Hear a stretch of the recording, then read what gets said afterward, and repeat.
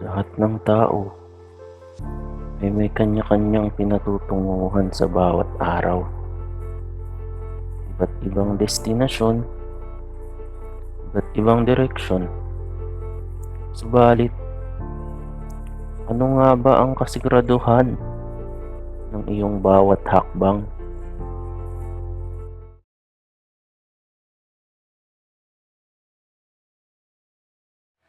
Oy, Sensen! Sensen, gising na! Tanghali na!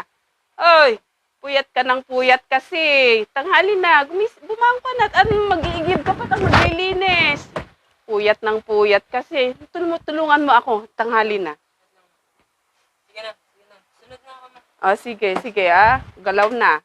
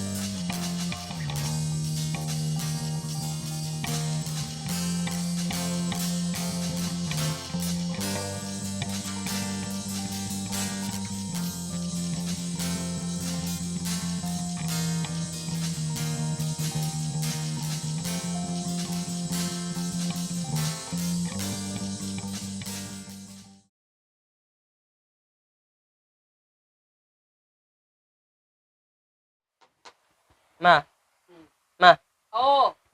papaalam lang po saglit. May practice po kayo sa church ngayon eh. Late na. Aalis ka na naman. Tigil-tigilan mo na nga yung pagpupunta-punta mo doon. May napapala ka ba dyan sa pagsisimba mo?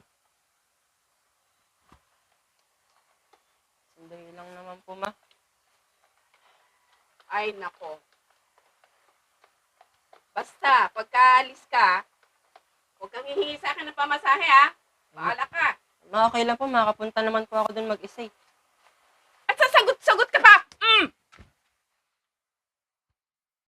Gusto ako, ma? Alis ka!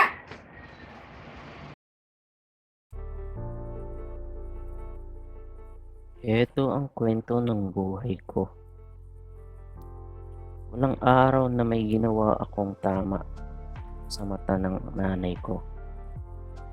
Sa kabila ng lahat ng gawaing bahay na tinapos ko. Kung ako ay nakakilala sa Panginoon, akala ko ay may direksyon na ang patutunguhan ng buhay ko. Pero bakit parang di sang-ayon ang mundo? Parang di sang-ayon ang mga nararanasan ko. Dapat ka ba bang tumuloy sa paghakbang? Ang akala mong tama ay mali pa rin sa pananaw ng iba. Uy, si John Tino, yung mayabang sa class natin. Tara, pagtripan natin. Patinin ko mamaya. Follow up, ha?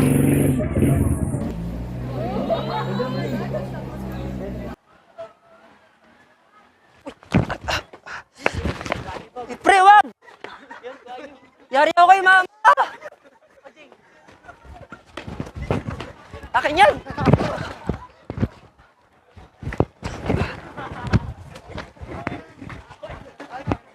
Pre! Di ba kuha? Ano ba problema mo sa akin? Ano ba problema yun sa akin? Tama lang yan sa'yo. Masyado kasi mayabang. Feeling matalino. Hindi ka kasi nagpapakopya. Di ka yun sa barkada na. Di bilong! Uy, tama na yan! Ano ginagawa niyo sa Johnson, ha? Yan ba yung natututunan niyo sa school? Bakit? Ano ba baka mo? Bakit? Bakit? Hoy, ang pangit-pangit niyo na. May gawa pa kayo ng bully. Ikaw din naman ano? Bakit? Siguro naiingit lang kayo kaya nung sinabi na si Johnson, no? Oh, so what? Ano paki nyo? Sige, mo, tabang mo, doon ka na nga. Tara na nga. Tara na nga. Yan. Salamat sa inyo. Okay lang yun. Hindi mo na silang intindihin. Ganun lang talaga sila. Ingit lang yun eh. Mauna na kami ah. Salamat. Salamat. Okay lang. Tabush. Tabush, bye-bye.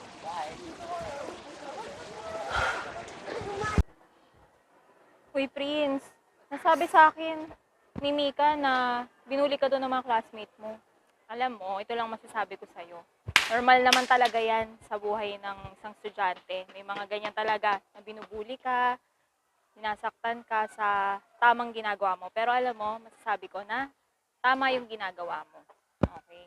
Yung mga ginagawa mo sa klase na hindi ka nagpapakopya, ginagawa mo lang yung nang maayos yung iyong mga yung pag-aaral, tama lang yun. Hayaan mo sila. Huwag mo silang pansinin. Normal yan. Sa buhay ng isang estudyante, ang mahalaga mag-aral kang mabuti. At magpatuloy ka lang na mag-aral ng mabuti. At maging mabuting tao. Naiintindihan ko yung nararamdaman mo ngayon, pero huwag kang mag-alala na nandyan lang palagi ang Panginoon sa'yo. So, hayaan mo sila. Huwag mo silang pansinin, ha?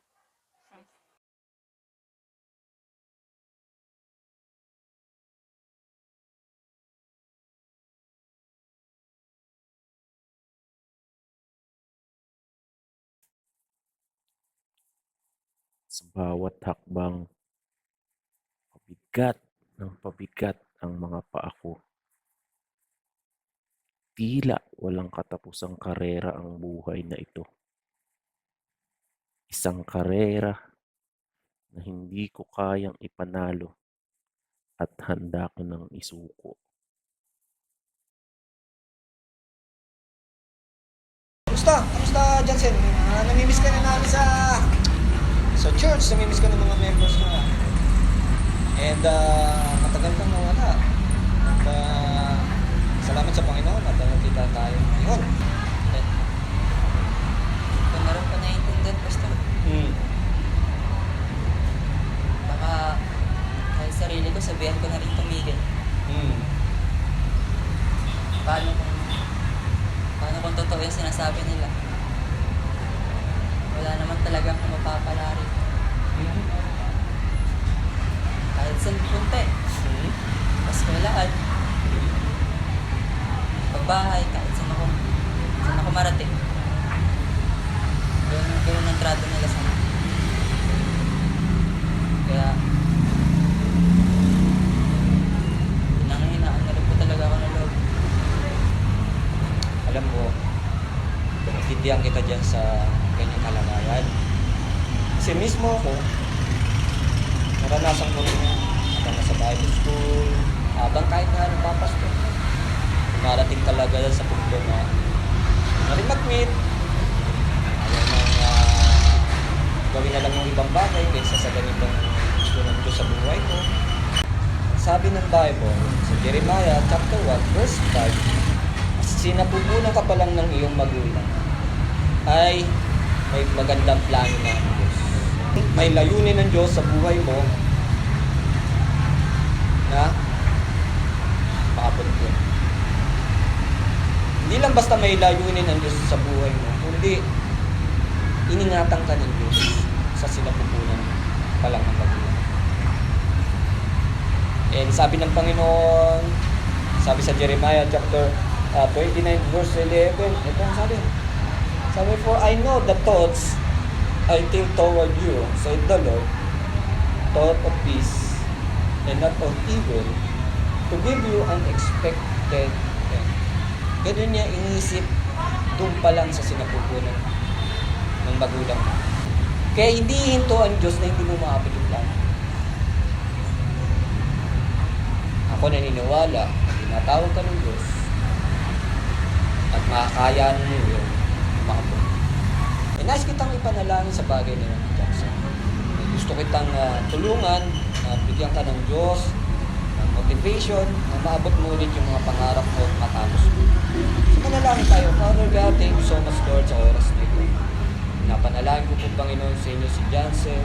Naman ang kanyang nararamdaman ngayon, isang Hina siya, ayos siya na mag-quit, ayos siya give up, Panginoon. Pero salamat dahil sa dakilang pagmamahal mo. Kaya nga sabi mo sa John 3:16, for God so loved the world, He gave His only begotten Son, that whosoever believe on Him will not perish, but have everlasting life. Naniniwala kami, Lord, doon. Hindi dahil sa pag-ibig, hindi mo magagawang iligtas kami. Hindi mangyayari na, Panginoon, na mapagtagumpayan mo ang krus ng Kalbaryo. Dahil sa pag-ibig mo sa amin, salamat mo. Nawa, ganun din po maranasan ni Johnson. Tulungan mo siya maging matagumpay. Tulungan mo siya, maabot niya ang kanyang pangarap.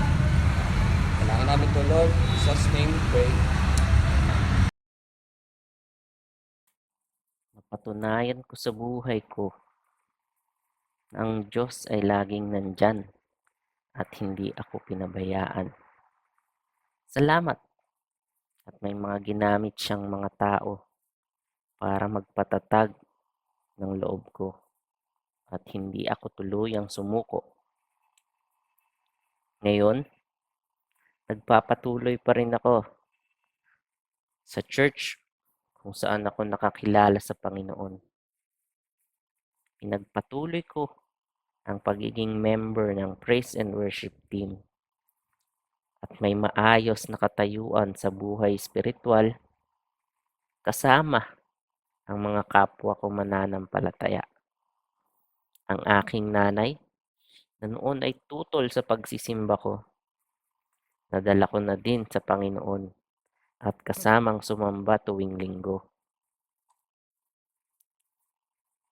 Nakapagtapos na din ako ng kolehiyo sa biyaya ng Diyos. At ngayon ay ibinabalik ko sa Kanya ang lahat ng papuri sa pamamagitan ng aking talento at trabaho. Isa na akong composer ng mga worship songs at ipinahahayag ang mensaheng natutunan ko. Sa bawat hakbang sa paglalakbay ko, palagi kong kasama ang Diyos at Siyang gumagabay anuman ang landas kong tinatahak.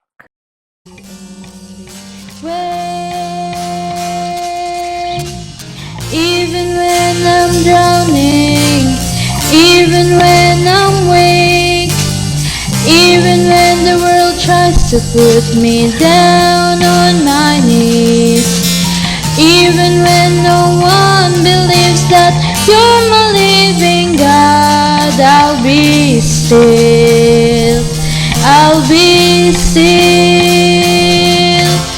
Till eternity I'll give you all my hallelujahs. I'll never live for this world, I will glorify your name. It was, it is, and it will be the best thing to be done, to bow down. I'll bow down. Every day, every night, I choose to live and give you my whole life and surrender you all that I have.